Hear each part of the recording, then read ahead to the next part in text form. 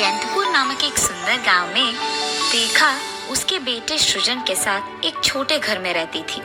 रेखा जरूरतमंदों की मदद करती थी, ऐसा था उसका स्वभाव। और काम के लिए घर के सामने लगाने वाली रंगोली के रंग बेचती थी और उन आए हुए पैसों से वो अपने बेटे को पढ़ाती थी। एक दिन जब वो रंग बेच रही थी, रंग बिरंगे रंग, अलग प्रकार के रंग रंगोली में डालने के लिए यहाँ से खरीद पाओगे, आइए बाबू आइए। ऐसे वो जोर जोर से चिल्लाने के बावजूद बहुत कम लोग उसके पास रंग खरीदने आते थे। ऐसे ही वो उन आए हुए पैसों से उसका घर चलाती थी। उस दिन घर जाने के बाद वो अपने पैसे गिनने लगती है।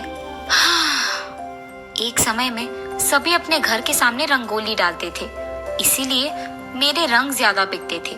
पर अब घर के सामने रंगोली कोई नहीं बना रहा, इसीलिए मेरे रंग कम बिक रहे हैं और मुझे पैसे भी कम मिल रहे हैं। आए हुए पैसों से सिर्फ मैं घर चला पा रही हूँ।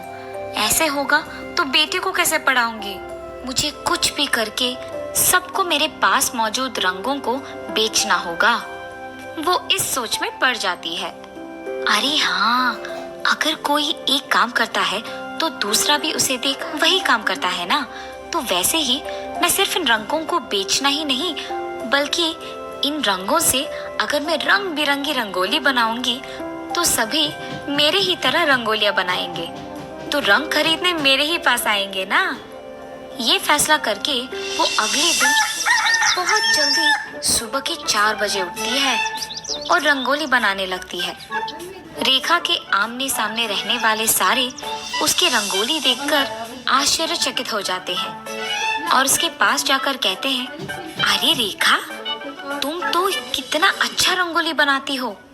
अरे हाँ रेखा, रंग बिरंगी रंगोली बहुत ही अच्छा है और सुंदर भी। सभी उसकी तारीफ तो करते हैं, पर उसके पास से रंग कोई भी नहीं खरीदता है। ये देख रेखा अपने आप में सोचती है, अरे ये क्या, मैंने तो सोचा कि सभी मेरे रंगोली को देख मेरे पास आएंगे और रंगों को खरीदेंगे, पर ऐसा कुछ नहीं हुआ और इसके लिए मैं तो सुबह सुबह उठी। ये सोचते हुए वो निराश होती है। अरे मैं क्यों निराश हो रही हूँ?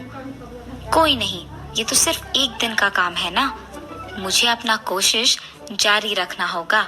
हर रोज सुबह उठ के मुझे ऐसे ही रंगोलियां बनानी होगी, तभी सभी मेरे पास आके एक न एक दिन रंग खरीदेंगे। ये फैसला करके वो हर रोज सुबह उठ के रंगोली बनाना शुरू करती है। ऐसे बहुत दिन बीत जाते हैं। एक दिन वो हर रोज की तरह सुबह उठकर रंगोली बनाने लगती है। ठीक तभी 2 देवताएं वहां से गुजर रही होती है और घर के सामने रंगोलियां बनाते हुए रेखा को देख वो ये बात करते हैं, अरे ये देखो, वो औरत सुबह सुबह उठ के रंगोली बना रही है। अरे हाँ, अति सुंदर रंगोली, और कितना मुश्किल है ये बनाना। हर रोज सुबह उठकर रंगोली बना रही हूँ। काश आज कोई मेरे पास के रंगोली खरीदेगा। मैं अपना कोशिश तो जारी रख रही हूँ, लेकिन लोग मेरे पास आकर रंग नहीं खरीद रहे हैं और इसी बात के कारण मुझे बहुत दुख हो रही है। ये सोचते हुए वो दुखी होती है, पर अपना रंगोली बनाना रोकती नहीं है। उसे दुख देख देवताएं सोचते हैं, अरे ये औरत तो निराश हो रही है कि कोई भी उसकी रंगोली देख रंग खरीदने उसके पास नहीं आ रहा है। अरे हाँ, अगर हम उसके पास जाकर रंग खरीदे तो हाँ, ये अच्छा होगा। ये फैसला करके वो दोनों देवता वहां से गायब हो जाते हैं। कुछ देर बाद जब रेखा रंग बेचने के लिए दुकान में बैठी थी, ये दोनों देवता इंसान बनकर उसके पास जाते हैं, पर रेखा उसकी सोच में इतनी खोई थी कि उसने देखा ही नहीं कि कोई उसके दुकान आए हैं। अरे रे, ये तो इसी सोच में खोई हुई है कि कोई उसके पास के रंग नहीं खरीद रहा है। हाँ, मगर ये औरत उसकी कोशिश जारी रख रही है। मानना पड़ेगा, ये तो हार ही नहीं मान रही है। हाँ, वो तो इसी दुख में इतना खो गई है कि उसे दिख भी नहीं रहा कि हम दोनों यहाँ हैं। रेखा, रेखा, हाँ, कौन हो तुम? आपको मेरा नाम कैसे पता है? हमें तुम्हारा नाम पता है। हम बहुत दूर से आए हैं। हमें बहुत प्यास लग रहा है। थोड़ा पानी मिलेगा? अच्छा ठीक है, मैं अंदर जाके पानी लेकर आती हूँ। ये कह के वो उसके घर के अंदर जाती है। अरे बेचारे, पता नहीं कितने दूर से यहाँ आए हैं। उन्हें सिर्फ पानी कैसे दूंगी मैं? खाने के लिए भी कुछ देना ही पड़ेगा ना। पर मैंने तो खाना सिर्फ मेरे और मेरे बेटे के लिए बनाया है। जाने दो, मैं और मेरे बेटे आज कुछ नहीं खाएंगे। उन दोनों को तो खिलाएंगे। मेहमान को ऐसे भूखे थोड़े भेजेंगे हम। ये फैसला करके वो पानी के साथ साथ खाना भी लेके आती है। अरे रेखा, हमने तो सिर्फ पानी पूछा है, तुम खाना क्यों लाई हो? और वैसे भी ये खाना सिर्फ तुम्हारे और तुम्हारे बेटे के लिए है ना।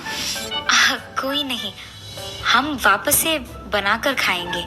आप बहुत दूर से चल के आए हो, इसीलिए मैं आपके लिए ये आहार लेके आई हूँ। ये कहकर वो पानी के साथ साथ उन्हें खाना भी खिलाती है। वो दोनों इंसान खाना खा के उसके घर के सामने उसके हाथ के रंगोली देखकर बहुत खुश होते हैं। अरे वाह रेखा, तुम तो रंग बिरंगे रंगोलियां कितनी अच्छी बनाती हो। और इतना ही नहीं, घर आए हुए मेहमान को भूखे और प्यासे नहीं भेज रही हो। हाँ रेखा, जब हम आए थे तुम किसी सोच में बहुत दुखी बैठी थी, पर देखना कल से तुम्हें कोई दुख नहीं होगा। जिस रंगोली में तुम विश्वास करती हो वही तुम्हारी विश्वास को और कोशिश को जारी रखेगी और तुम अपने बेटे को बेफिक्र अच्छे से पढ़ाओगी। ये कह के वो दोनों वहां से चले जाते हैं। उसके अगले दिन रेखा सुबह उठकर वही हर रोज का रंगोली बनाती है, लेकिन इस बार उसके हाथ से बनाए हुए रंगोली में से पैसे आना शुरू करते हैं। ये देख वो चौंक जाती है। अरे ये क्या, मेरे हाथ के रंगोली से पैसे आ रहे हैं? ये कोई जादुई रंगोली लग रही है। ये तुम्हारा अच्छाई और मेहनत का फल है। तुम्हारे कोशिश को देख देवताएं बहुत खुश हुई है और इसी कारण तुम्हें इस रंगोली के जरिए से पैसे दे रही है। आज से तुम सुबह उठकर जब भी रंगोली बनाओगी तुम्हें पैसे मिलेंगे। ये कह के वो रंगोली रेखा को पैसे देती है। उन पैसों को देख रेखा बहुत खुश होती है। अरे इतने सारे पैसे, इस पैसों से तो मैं अपने बेटे को पढ़ा सकती हूँ और अपने लिए एक बड़ा घर भी खरीद सकूंगी। तब से वो हर रोज सुबह उठकर रंगोली बनाते हुए उन आए हुए पैसों से अपने बेटे को पढ़ाते हुए एक बड़ा घर खरीदती है और खुश रहती है।